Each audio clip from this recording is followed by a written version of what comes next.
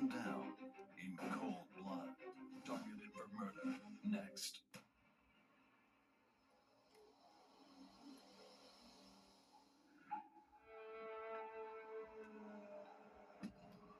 After a long September day in 2003,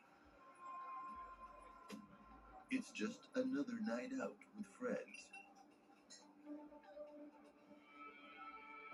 But when you add a volatile love affair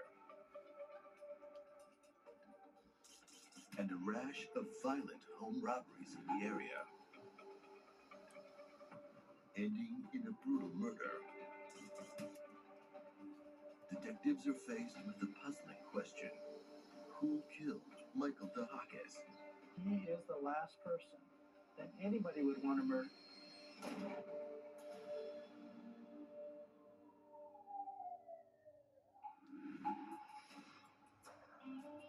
Situated in Pima County, Tucson is the second largest city in Arizona.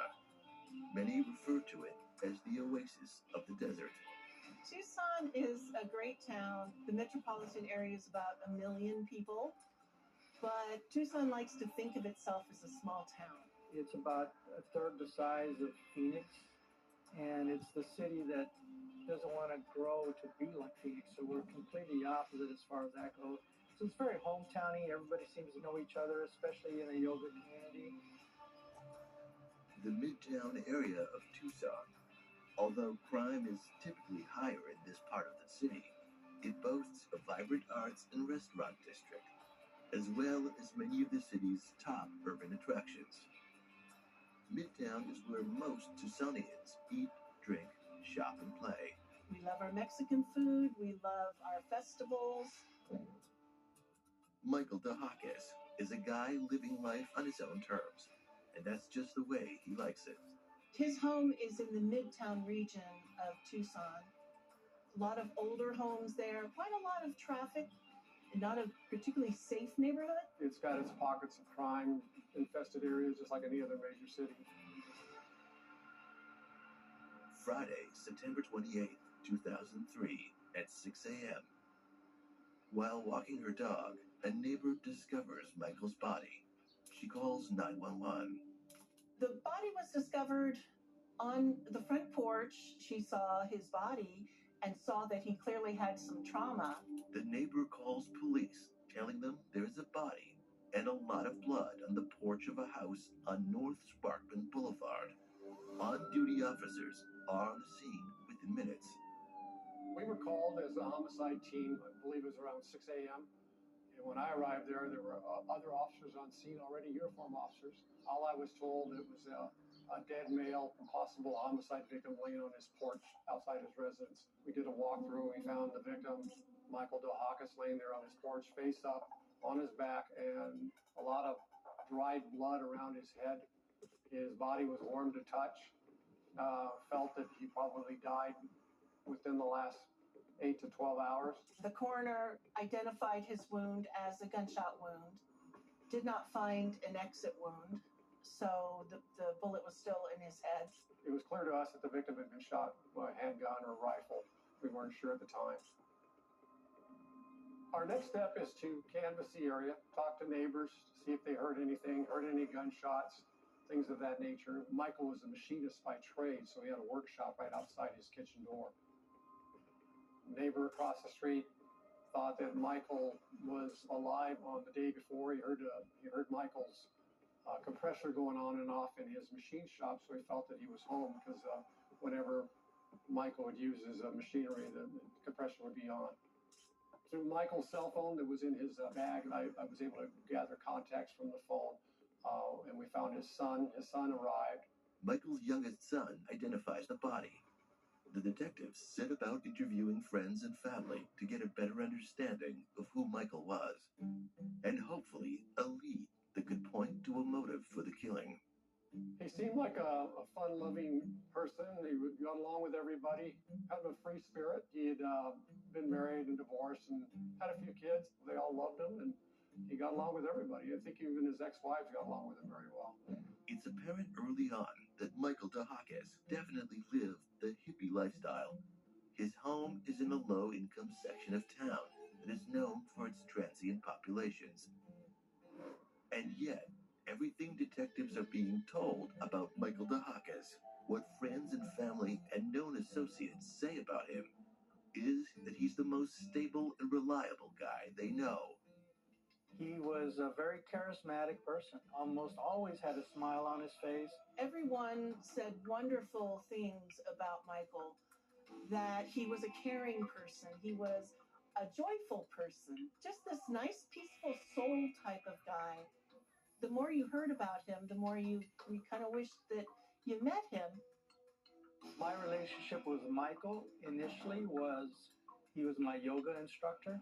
A friend of mine introduced me to Michael because he was in his yoga class, and I had never taken yoga before, and so he introduced me to Michael, and we grew to be rapid friends.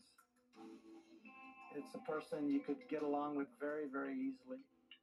Besides his knowledge of yoga, his charisma might have had something to do with his popularity with the female students. And he had long, flowing hair, and he dressed like a hippie. He didn't have a car. He actually drove a bicycle everywhere he went, and the girls loved him. Everyone said he was very charismatic, that he was flirtatious. He loved the women, and they loved him. He is the last person that anybody would want to murder. But someone did, and friends and family are shocked when it happens. I drove home from work and was watching the local news when it came up with a news story of a murder that had occurred midtown.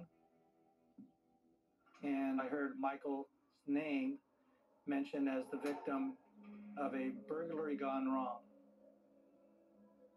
When we got word that a man was shot to death on the front porch of his home, of course, it sounded at first that it might have been a botched burglary. We felt that we did have a foiled burglary, and the victim had come home and stopped the intruders. There appeared to be items stacked outside his residence. There was guitar cases, a violin case, a handbag was found on the sawhorse on the side of the house next to these stored violins and guitars. And there was a broken window in the front of the porch area. It looked like it went into a kitchen.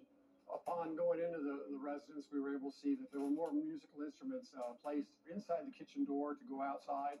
There was an amplifier, a guitar stand.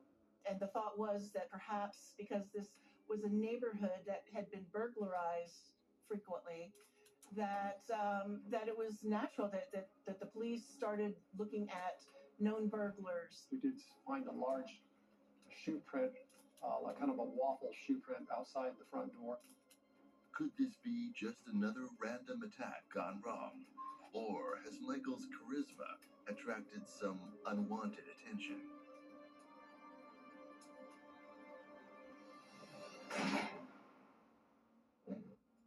There were many different scenarios coming through. Both of them had been taken into custody, and the handgun was involved. She had gotten drunk and pointed that pistol at her own husband. The future. The way you see it is said to depend on where you sit. At XChair, we think it also gets down to how you sit, which is why our technology is light years ahead. With our groundbreaking LMX technology, bringing hot, cold, and touch into one extraordinary seating experience. At XChair, we've got our eye on the future of work, so you can focus on the present. Bring home extra comfort during our big July 4th sale. Get up to $400 off with LMX and FS logging wheels included. Deals end soon. What happens in Vegas stays. Not anymore. Play Quick Hit Slots, the free-to-play mobile slots game that everyone is playing from coast to coast. Download Quick Hit Slots for free and get a 6 million coin bonus. Make every day a winning day. Summer's burning heat is here. And for many animals, help can't come fast enough. These animals are suffering from rays of sun that they can't escape. They don't have access to any shelter or shade. They're licking the bottom of bowls that have been dry for days. These animals are dying from heat. For many animals across the country right now, the suffering is excruciating. and time is running out. There are animals wasting away under the hot sun. No access to shelter, no access to fresh water. They are suffering. Will you help an animal who's suffering in the burning sun right now? Visit this website, call or scan the code on your screen. Your gift of just $19 a month can be the difference between life and death for an animal this summer. There are situations in which an animal will lay down and they will give up because that honestly is their better escape from this reality. And that's why we can't give up and why we need you right this minute before it's too late. 63 cents a day will provide shelter, water, and loving care to an animal who may not survive much longer. Say yes to pulling an animal out of the burning heat today.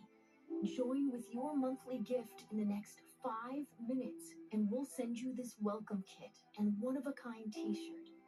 We know it's our responsibility to give them that shelter as soon as possible, to get them that water, to give them that chance to survive.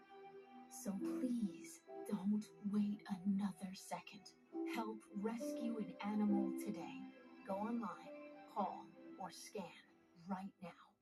I've been having UTIs for 10 years. I felt a loss of control. Eucora helped me get back on track. At Eucora, we make UTI relief products. We also make proactive urinary tract health products. Eucora is a lifesaver. Try it today at eucora.com. My doctor told me I needed to start prioritizing my liver health. Dose for Your Liver is a clinically backed supplement that supports healthy liver function. My stomach feels a lot better. He has more energy. He sees his grandkids more. Start your liver health journey today at dosedaily.co. I need Q1 full index reports by desk by noon, complete with comprehensive data. Are you getting any insights? Charles. Yep, Honors got the meeting notes. I'll ask it for action items in the channel. And Maria already asked for a budget reminder. Smart. By morning. Got it. Got it, boss. Otter, you got this. Hi, Grandma. I played baseball today. Oh, that's great. What position did you play? First base. That's what Grandpa used to play.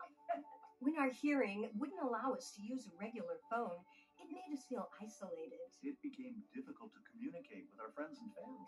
Clear Captions was an easy solution for us. Clear Captions provides captions on a phone like captioning on your TV, so you can see what the caller is saying live as they say it, making it easy to understand and respond immediately. There is no insurance or Medicare required. Clear Captions service is provided at no cost to you through a federally funded program. We deliver, install, and train you on how to use your phone, all at no cost to you. Give your loved ones the independence and connection they deserve. Call now to see if you qualify to get a Clear Captions phone at no cost to you. Call 1-800-921-4979. That's 1-800-921-4979. Think you know Weight Watchers? Allow us to reintroduce ourselves. Science has evolved, and so have we. New weight care solutions. Tailored support for the whole you. Weight Watchers, the care you deserve from the brand you trust. Thanks to Reverie, vaginal dryness doesn't get between us anymore. 6 across 7 letters? It's hormone-free. There's no messy applicator, so it fits our routine. Reverie. Thousands of women have restored their vaginal moisture. Join them at Reverie.com.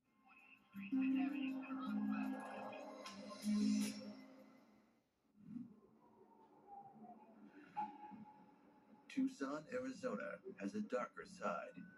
Crime, drugs, poverty, and a rash of home robberies in the Midtown area. Michael DeHakis, a yoga instructor and free spirit, is gunned down on his front porch in what looks like a robbery gone wrong. We found items that were kind of a disarray in his bedroom. Looked like there was an area where there was a lot of musical instruments. Well, they weren't there anymore. They were out in the side yard.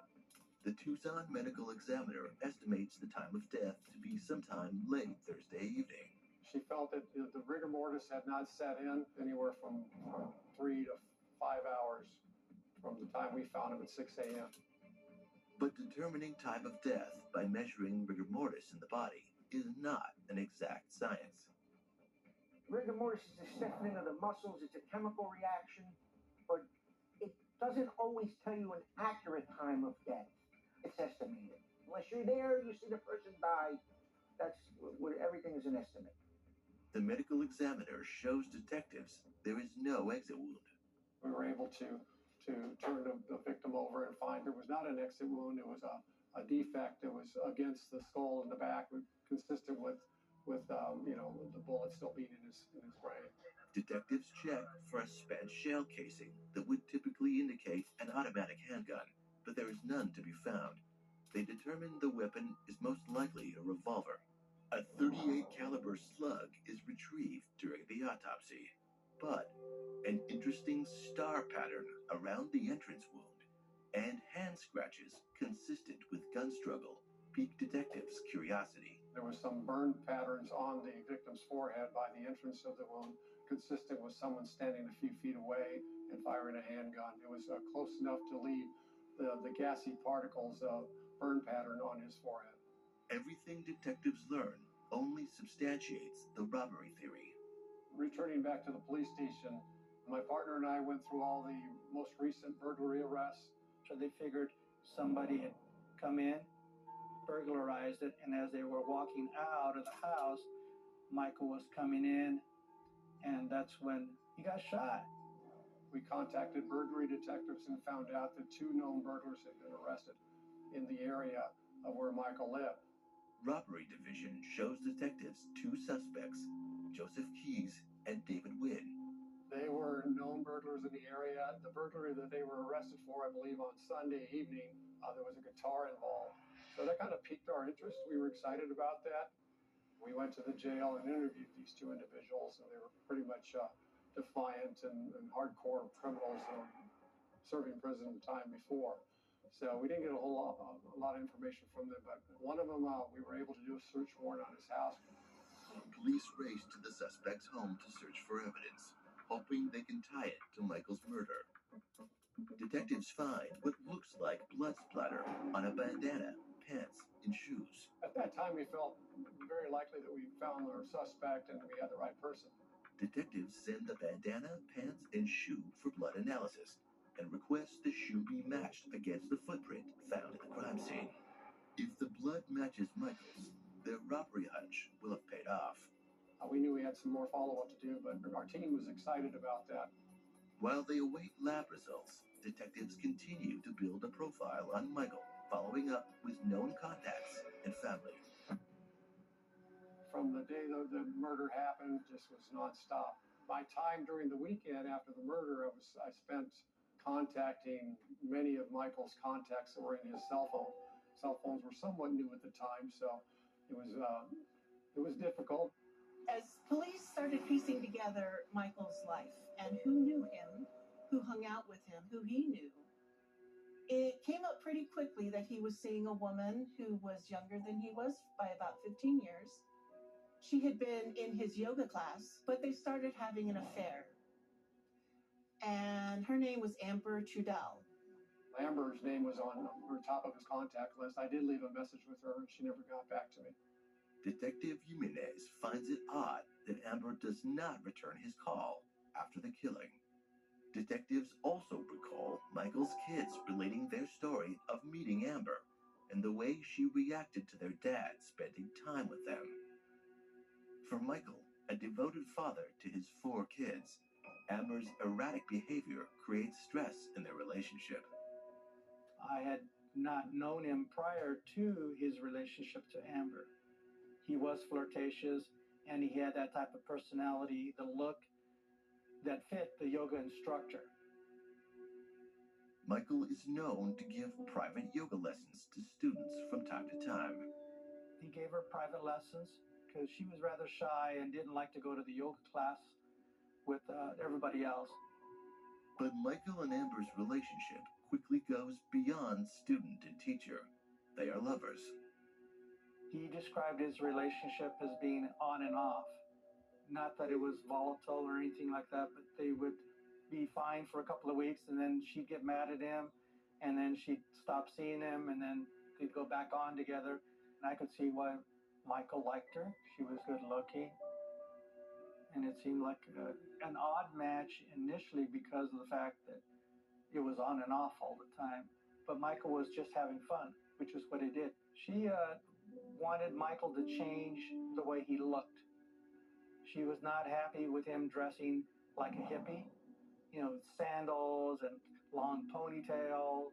She didn't like that look. So I thought that was a little bit odd, but yet she continued having a relationship with him. Public opinion on the case puts pressure to find the killer. But the lab results they're waiting for are about to spin their investigation in a whole new direction.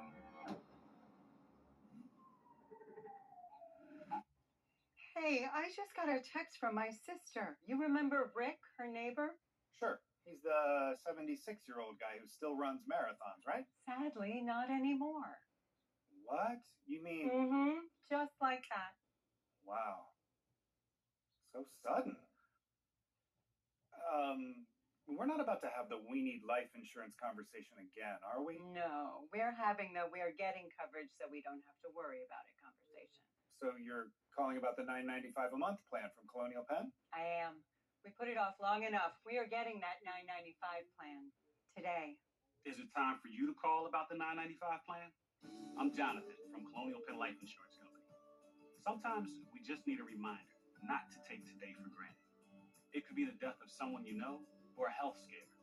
That's why today could be a great day to call for free information about Colonial Penn's $9.95 plan. If you're age 50 to 85, you can get guaranteed acceptance whole life insurance starting at just $9.95 a month. There are no health questions, so you can't be turned down for any health reason. This is permanent coverage. Just pay your premiums for lifelong security. The $9.95 plan is Colonial Penn's #1 most popular whole life plan. Options start at just $9.95 a month. That's less than 35 cents a day. Your rate can never go up. It's locked in for life. Don't put it off. Take the first easy step. Call today for free information. And you'll also get this free beneficiary plan. So call now. Call 1-800-685-1515 for your free information and free gift. That's 1-800-685-1515. There's no risk or obligation. That number again is 1-800-685-1515.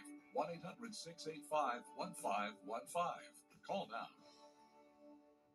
Hello, Colonial Penn?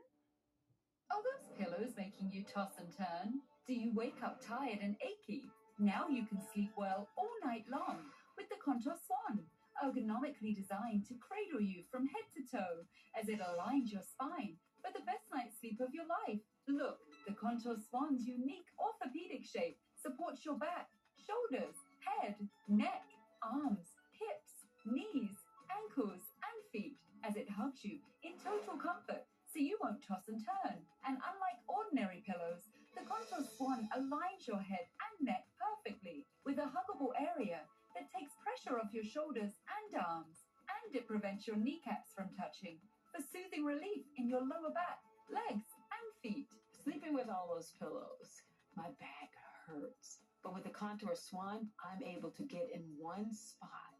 When I wake up in the morning, I feel great. This Contour Swan has changed our lives. We're getting a restful sleep, and best yet, my husband doesn't snore anymore. My snoring disappeared. I wake up, I'm rested, I've had a full night's sleep. It's fantastic.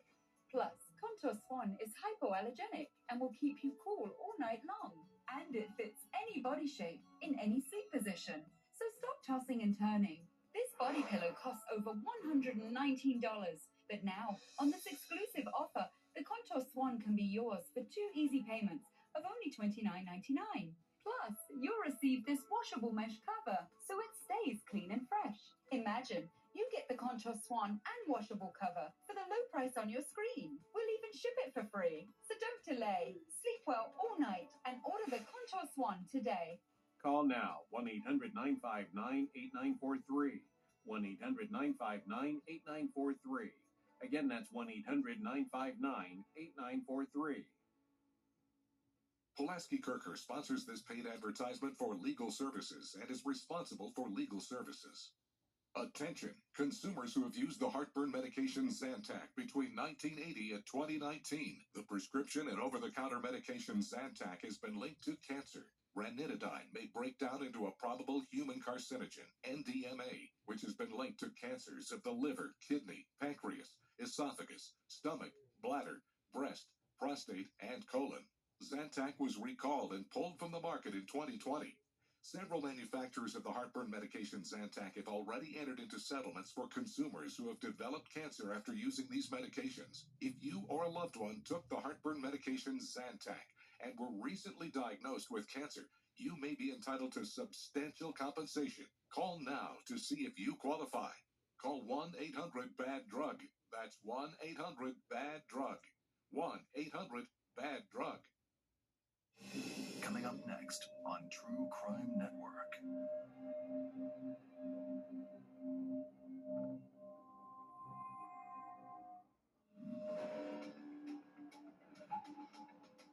Michael DeHakis is shot to death in what looks like a robbery gone wrong. Detectives follow their hunch and question two burglars arrested for home break-ins in Michael's Midtown neighborhood. We felt very likely that we found our suspect and we had the right person. But blood analysis proves them wrong. Blood on the jeans were not of our victims, so it was just excluded from my case.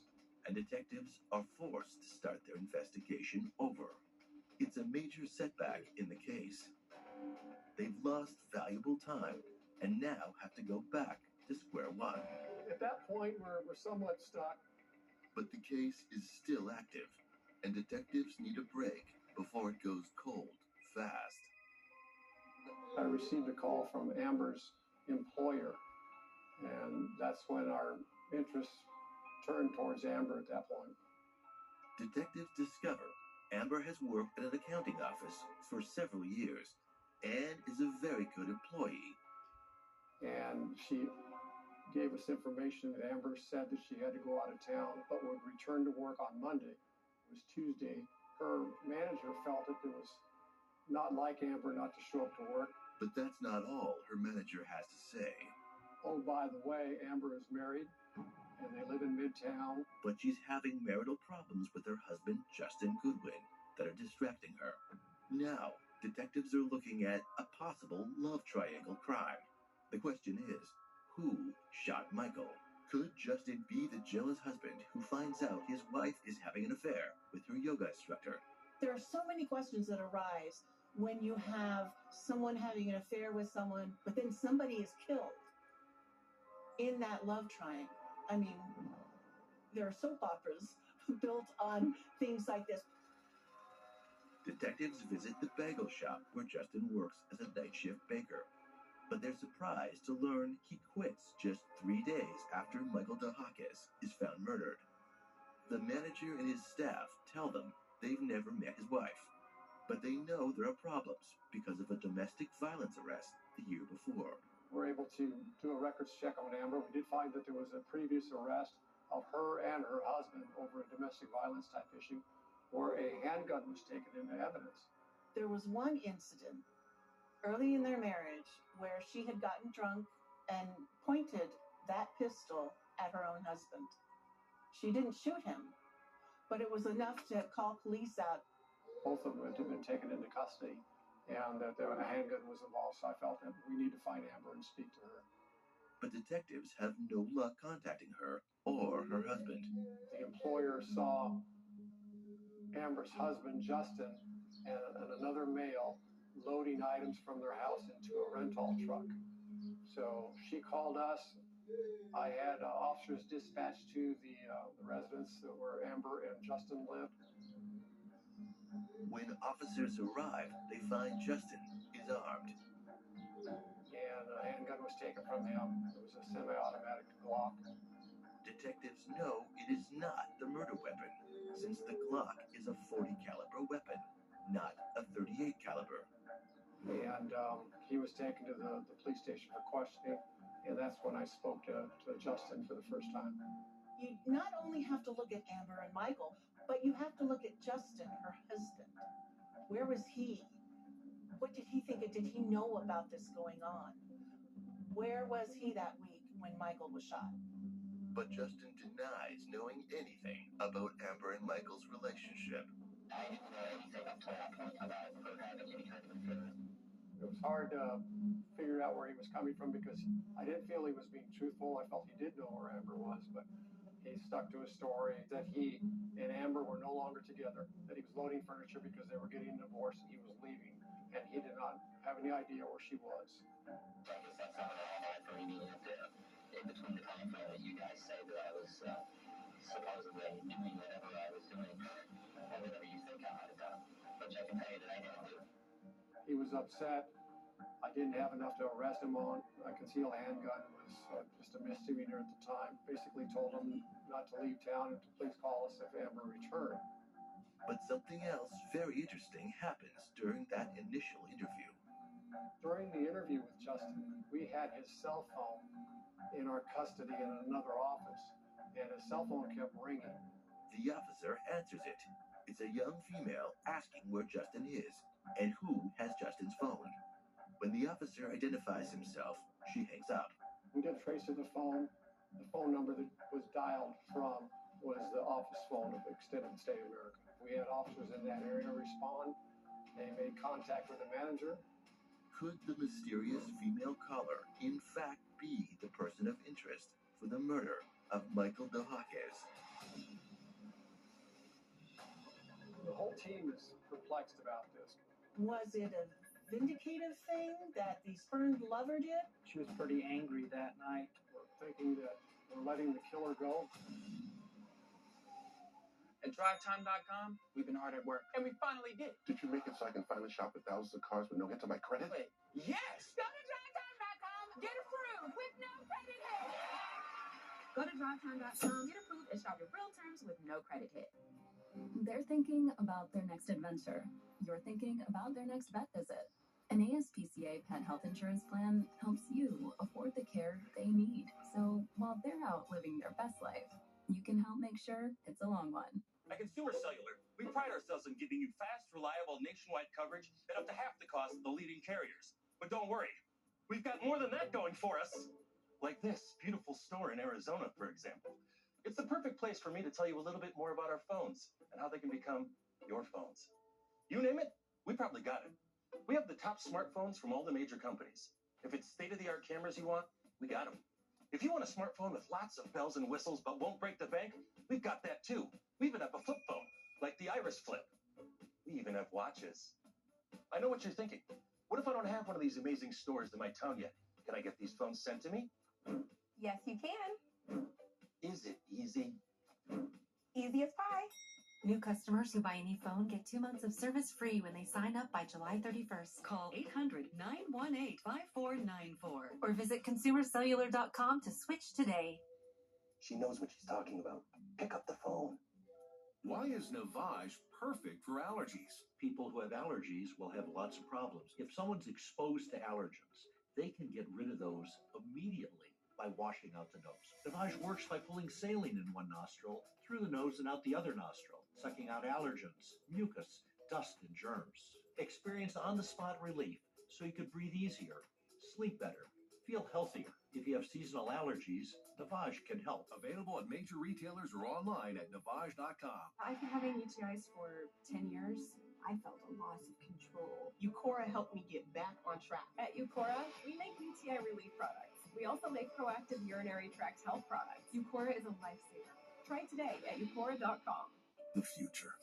The way you see it is said to depend on where you sit. At XChair, we think it also gets down to how you sit, which is why our technology is light years ahead. With our groundbreaking Elemax technology, bringing hot, cold, and touch into one extraordinary seating experience. At XChair, we've got our eye on the future of work, so you can focus on the present. Bring home extra comfort during our big July 4th sale. Get up to $400 off with Elemax and FS locking wheels included. Deals end soon. It wasn't always like this. Dryness made sex painful and awkward. But Reverie's vaginal moisturizer brought back the spark. Thousands of women have restored their vaginal moisture. Join them at Reverie.com. They were gunned down. This is a Stone Cold Killer. Now, determined detectives will have to trace the ballistics to track down their shooter. We are all hands on deck. Targeted for murder. Next on True Crime Network.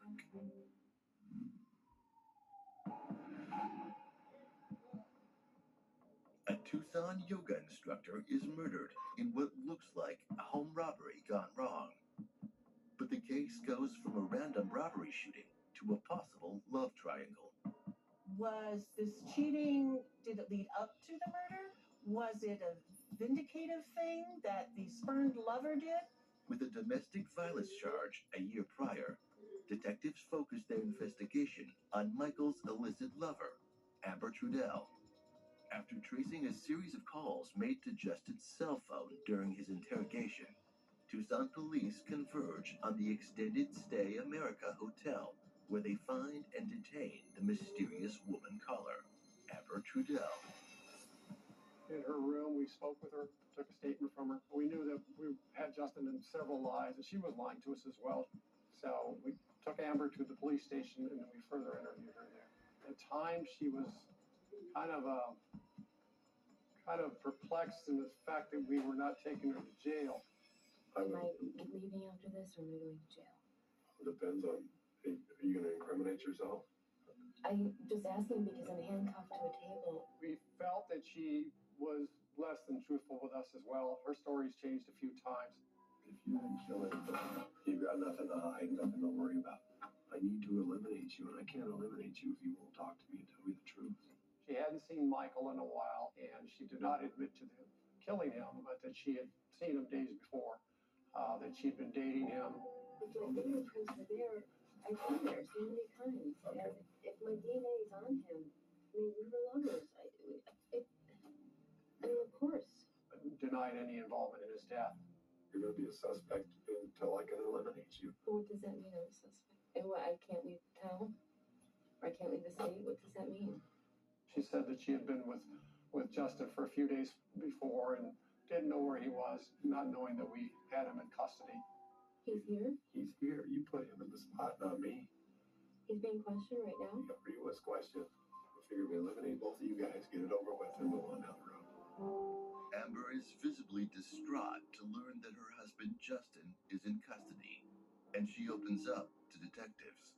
I wasn't here on Friday, though, and people can verify that. That's what I want to ask you about.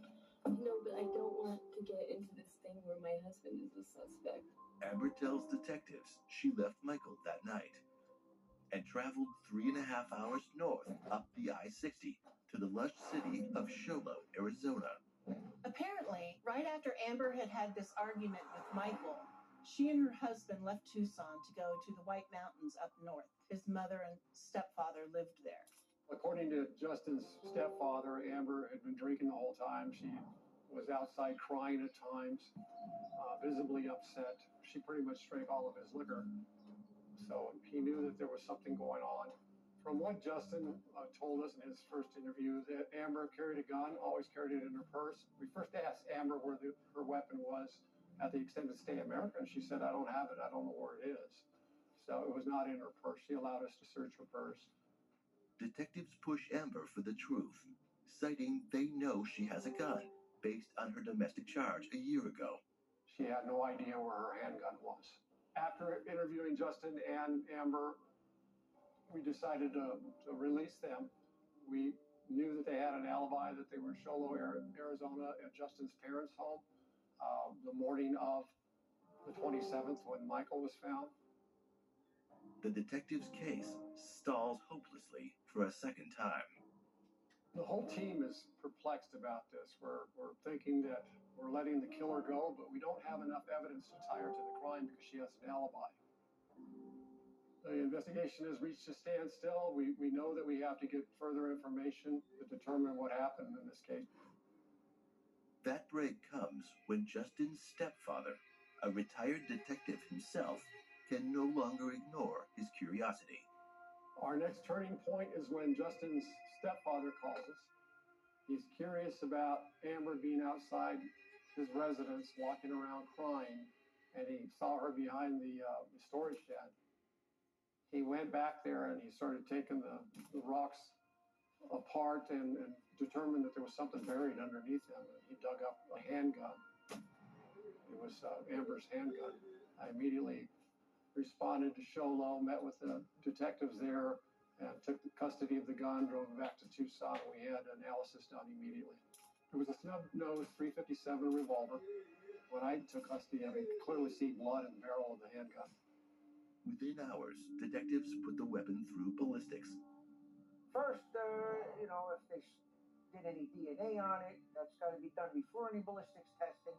Then ultimately it's checked for operability, it's test fired, projectiles are compared to what was taken out of the victim from the autopsy, and it is found that they are a match. Ballistics connect the weapon to the killer, but detectives also show something else. What was really interesting about this, and I'd never seen this in all my 17 years in homicide, was that we did a test fire of the weapon. It left a star pattern on the board that was nearly identical to the star pattern that the victim had on his forehead. The case is starting to go their way. With an exact match of the blood found on the gun barrel to the victims, detectives must figure out how Amber Trudell murders Michael DeHakis when she's not in Tucson the Thursday that he dies. I definitely knew something was off. I felt, along with others in the team, that perhaps he was killed days before. I met with the doctor. We had to change our timeline. When we found Michael had larvae in his eyes, and larvae doesn't set in immediately after a fresh kill. He'd been laying there for probably 2 days on his porch without anybody finding him. Which to me is unreal. I mean, how could somebody lay in a pool of blood at their front door with the door wide open in a neighborhood where people walk them down and drive and not be found? But that's the way it happened. In Tucson, our front porches aren't like the front porches in the Midwest where you have the nice little white railings and everything like that. It's more of a patio. And there are some bushes in front of it. We also realized that Michael had been in rigor mortis after his death and had already gone out of rigor mortis. So his body was very relaxed.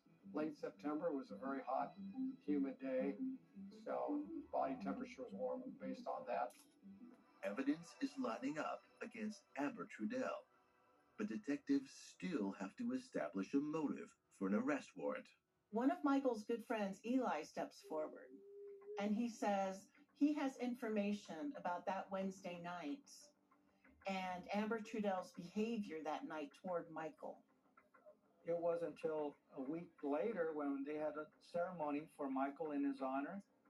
I was talking to several people after the ceremony, and I was explained that I just saw him that Wednesday night. He also said that he had not shown up for his yoga classes on Thursday. So since I had seen him Wednesday night, they thought that there was part of the puzzle there that could help the police discover what was going on. Eli Curiel did come to our police station and gave me a very good interview as to what had taken place the night that Amber and Michael were at the bar together. And I talked about the argument they had and the fact that she wanted to marry him, insisted on him marrying her, and she was pretty angry that night. Michael invites Amber to join the yoga group for the ritual beer night. We usually had happy hours right after our Wednesday class. We would go to a local bar, have a couple of beers. Amber had parked on the opposite side of where Michael had parked. So as we were departing, he didn't walk her to her car. He went to the back. And so she was a little bit angry about the fact that he didn't walk her to her car. She was talking to Eli as to why Michael didn't love her and then why Michael didn't want to be with her all the time. And she just kept on and on. Tell him to marry me. Tell him to marry me. And I said, I can't tell him that. He's been married several times before, and he doesn't want to get married right now, but he still likes you. And she wouldn't have any of that. She was very angry. Michael, Amber, and Eli decide to go to a second bar for another drink. They started in with a little bit of an argument. So I left, and the two of them were sitting there having an argument, and that's the last time that I saw them together. I was able to determine from interviewing people at the second bar that Michael and Amber were at that they left together at late hours of the evening. And it's very consistent with Amber being with him and shooting him and killing him either late Wednesday evening or early Thursday morning. This proves, together with the re-established time of death, that Amber no longer has an alibi. Detectives have enough to get their arrest warrant. Well, we can't find Amber. She's not returned to work. I get hold of her employer. I get hold of Justin. Justin tells me that she'd left town. Maybe she went to Colorado. She's got a former boyfriend there. She's nowhere to be found. She's not in Tucson. They don't know where she is. Amber Trudell has just become a fugitive on the run. How long have you been tracking the value of our car? Should we sell it? We hold. Our low mileage is paying off. You think we should? Hold. Already sold to Carvana. Go to Carvana and track your car's value today. Pulaski Kirker sponsors this paid advertisement for legal services and is responsible for legal services.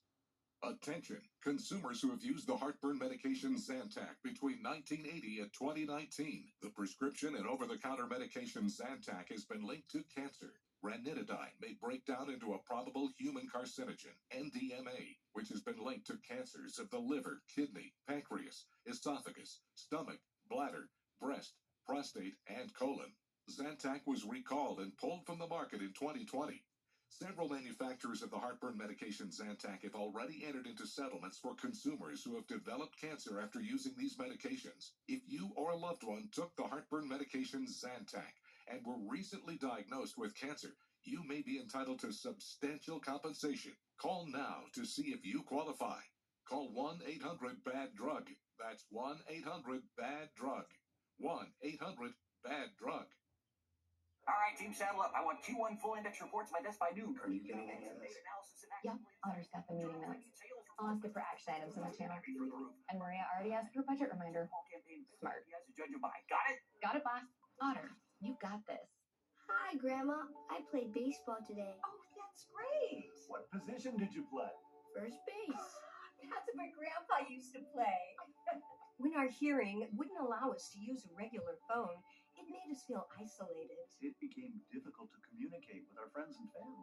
Clear Captions was an easy solution for us. Clear Captions provides captions on a phone like captioning on your TV, so you can see what the caller is saying live as they say it. Making it easy to understand and respond immediately. There is no insurance or Medicare required. Clear Captions service is provided at no cost to you through a federally funded program. We deliver, install, and train you on how to use your phone, all at no cost to you.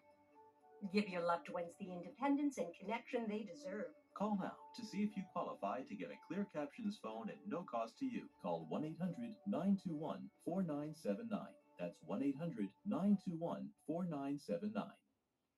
Hey, I just got a text from my sister. You remember Rick, her neighbor? Sure. He's the 76-year-old guy who still runs marathons, right? Sadly, not anymore. What? You mean... Mm-hmm. Just like that. Wow. So sudden.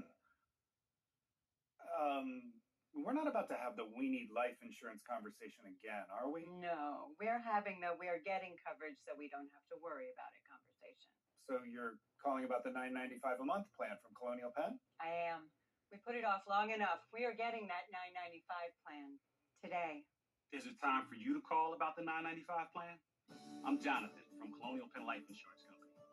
Sometimes we just need a reminder not to take today for granted. It could be the death of someone you know or a health scare. That's why today could be a great day to call for free information about Colonial Penn's $9.95 plan.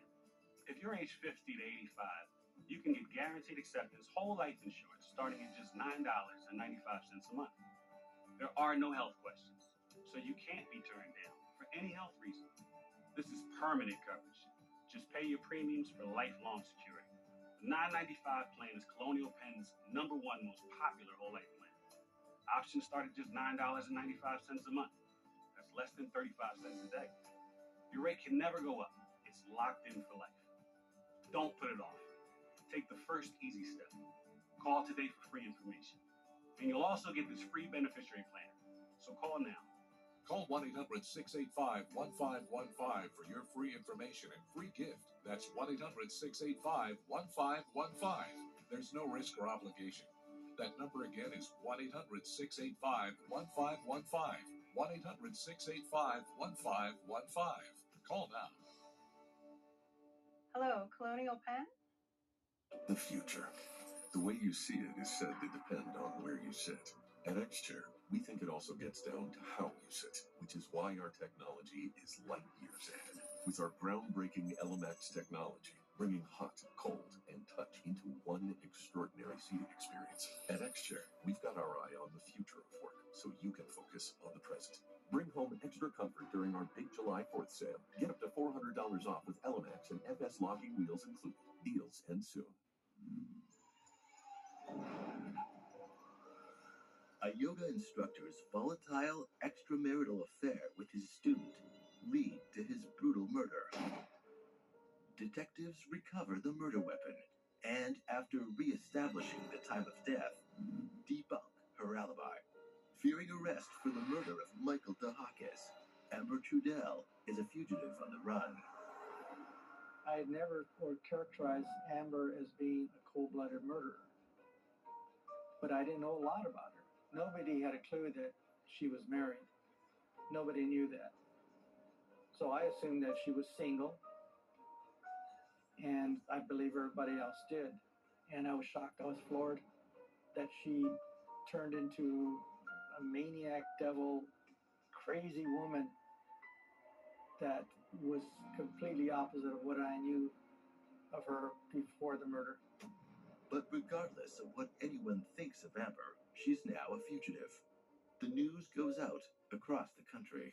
We were working closely with the Marshal Service at the time.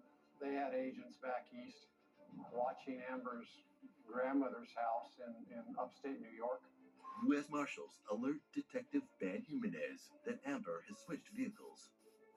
We determined that Amber had sold the white pickup to a car dealership in Connecticut and traded it in for a red Chevy Blazer, I believe.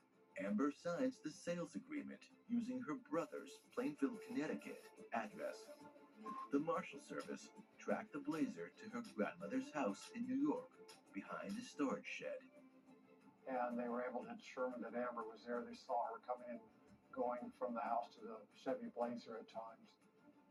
They took her into custody, determined that she may be going into Canada. United States Marshals arrest Amber Trudell for the murder of Michael DeHakis. She was in a lot of denial. I told her she was under the arrest for her boyfriend at the time, Michael DeHakis, that we had the handgun, that it matched up. And she didn't want to answer questions at that point. They escort her back to Tucson to stand trial for first-degree murder. I was writing crime for the Tucson Citizen newspaper. By the time they arrest someone and they start going to show up in court, that's when I took over the case and started writing about this murder case. March 2005. Amber has her day in court.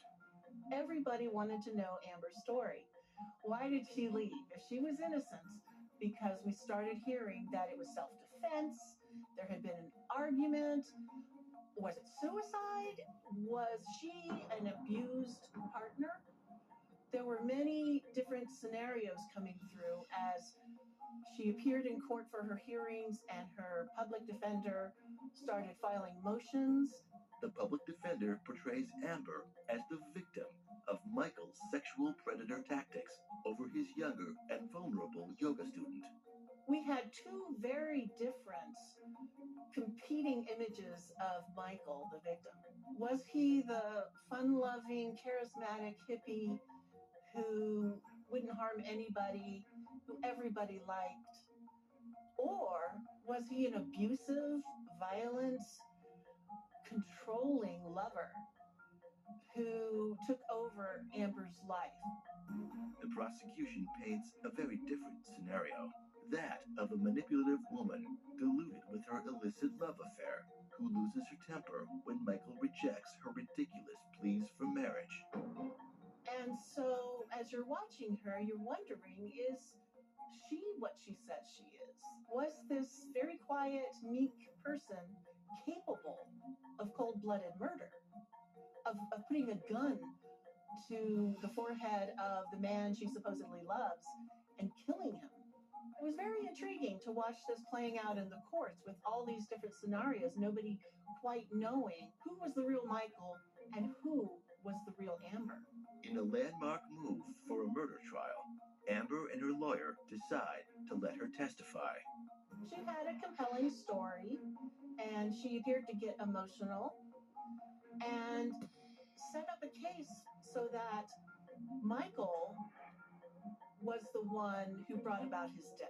She said that Michael got mad because she said she had told him that she had to go back to her husband.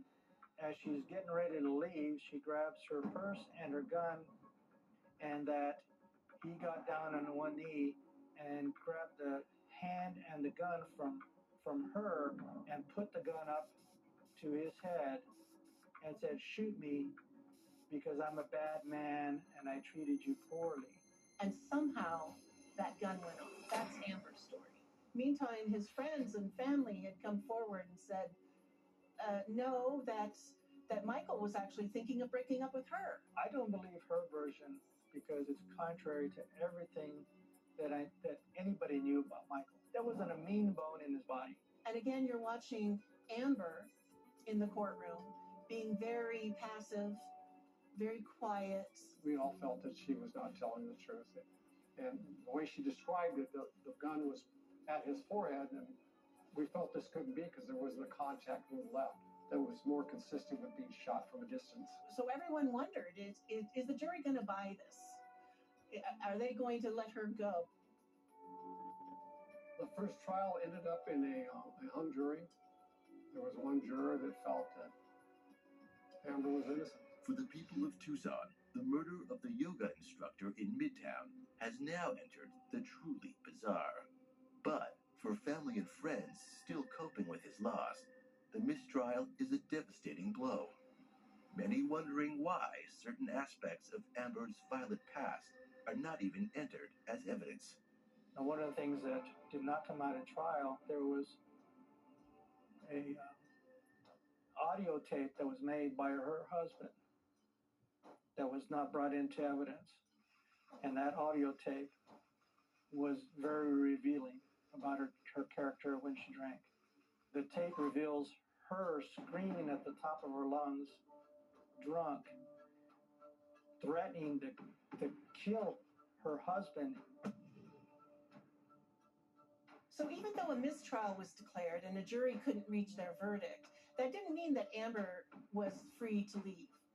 Prosecutors had every intention of trying her again. And so months after the mistrial, Amber was on trial again.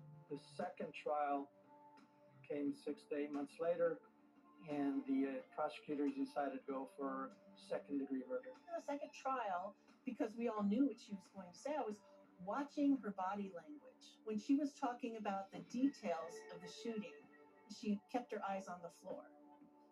A lot of time, the experts will say that is proof of a lie. She doesn't want them to see the lies in her eyes. Amber Trudell is convicted of second-degree murder and is sentenced to 13 years in jail. I did not particularly like the 13 years. I thought that it should have been more. The family felt the same way. Of course, it was up to the judge to make the determination. I've covered a lot of murder cases in my career. And this case, Amber Trudell, does stand out as one of the most interesting ones because of the human drama and the tragedy of someone like Michael. Certainly the world can use many more Michaels.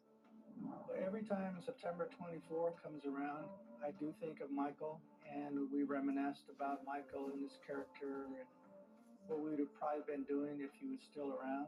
The fact that he was gone way too soon was a tragedy, and we just miss him dearly.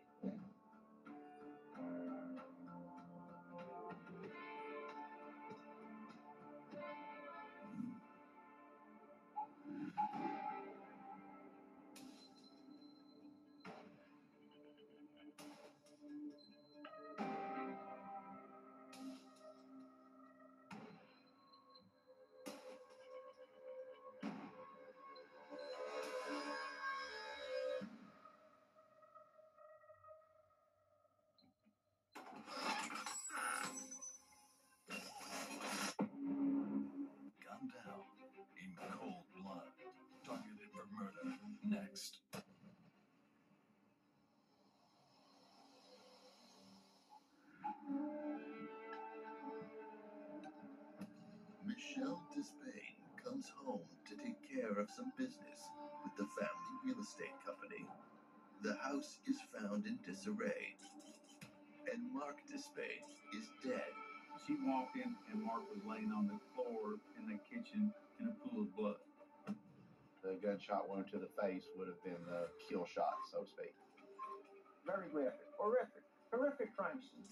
Could it have been a botched burglary? Could it have been a botched robbery? 2 bullet casings are found at the scene, belonging to a .380 caliber pistol. But who pulled the trigger?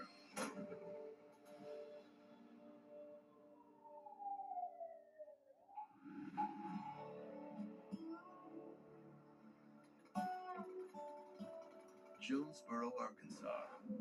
Home of Arkansas State University, Jonesboro is known as the city of churches, with more than 70 churches in a city of 70,000. With rice farms to the west and cotton to the east, Jonesboro is an economic hub for the region. Jonesboro is a fairly large city. It has the small town qualities of you still have mom and pop stores, things of that nature. It's a nice town to live in, a nice town to raise a family, right dab center in the Bible Belt. It's a town that's experiencing serious growing pains. Crimes in Jonesboro, Arkansas was just unknown. We didn't have anything. You used to could leave your doors unlocked and have your windows up in the evening with your attic fan on. It was just a very hometown environment, yet big enough that you had everything that you need. In an affluent suburb of Jonesboro, Mark Despain runs a real estate business. He was an entrepreneur and he had goals and he was a great family man and loved his children and loved to travel. He was involved in the real estate business twofold. One, doing appraisal work, for financial institutions, lending agencies, and then also owned real estate, rental property.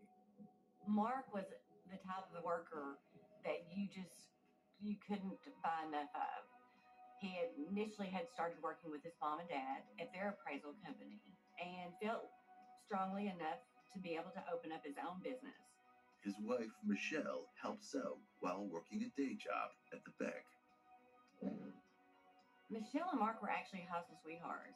Went their separate ways for a while and ended up getting back together. Mark is 19 and Michelle is 18 when they marry. Michelle has a daughter from a previous relationship and is pregnant with their son when they marry in 1996. We knew that she was very impoverished growing up. She come from a poor family. She met Mark, they got married, and became wealthy, established a real estate business.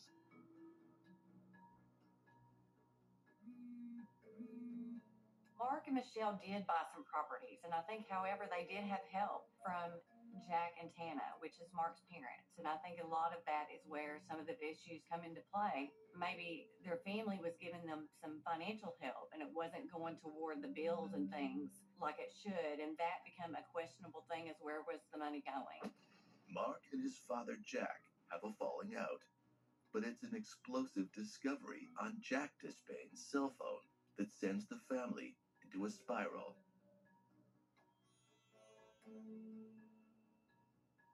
Michelle discovers topless photos of her teenage daughter on Jack's phone.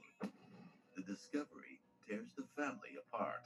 There had been accusations from Mark's daughter alleging some inappropriate photographs that Mark's dad had possessed. It caused a rift in the family, with Mark's mother ultimately leaving her husband there for a while. Jack and Tana did have words and did actually have issues over that. Because Tana, again, being the mom and wanting to be supportive of her son, also had her husband understand and be there for her. So I think it was extremely tough on their entire family. Initially, Tana Despain, who was Jack's wife, left Jack based upon the allegations. Tana wasn't initially cut off, but then they got back together and Mark cut both dad, mom, sister, family off. And to my knowledge, and based upon everything I've received, they had not talked to Mark in 4 or 5 years. Michelle's father, Carl, does odd jobs, including rent collection for Mark and Michelle's rental business, when the images are discovered on Jack's phone.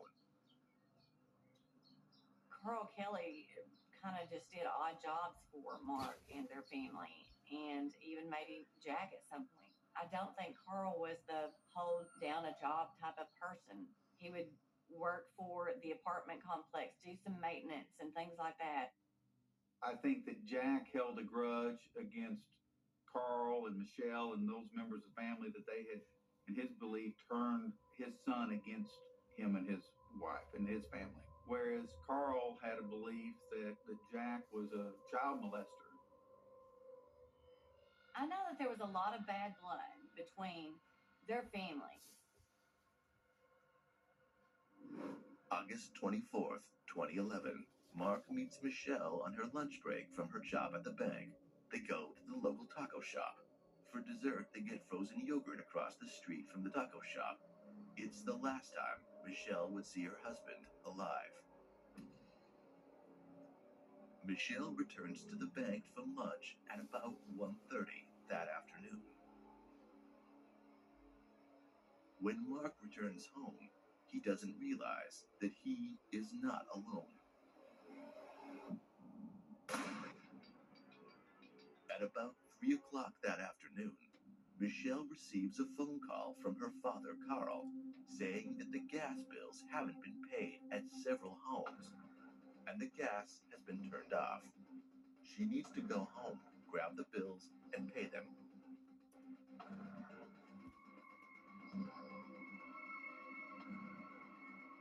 When Michelle returns home, she walks in on a scene straight from a wife's worst nightmare. She walked in through the garage door into her residence, and the first room you come to is the kitchen, and Mark was laying on the floor in the kitchen in a pool of blood.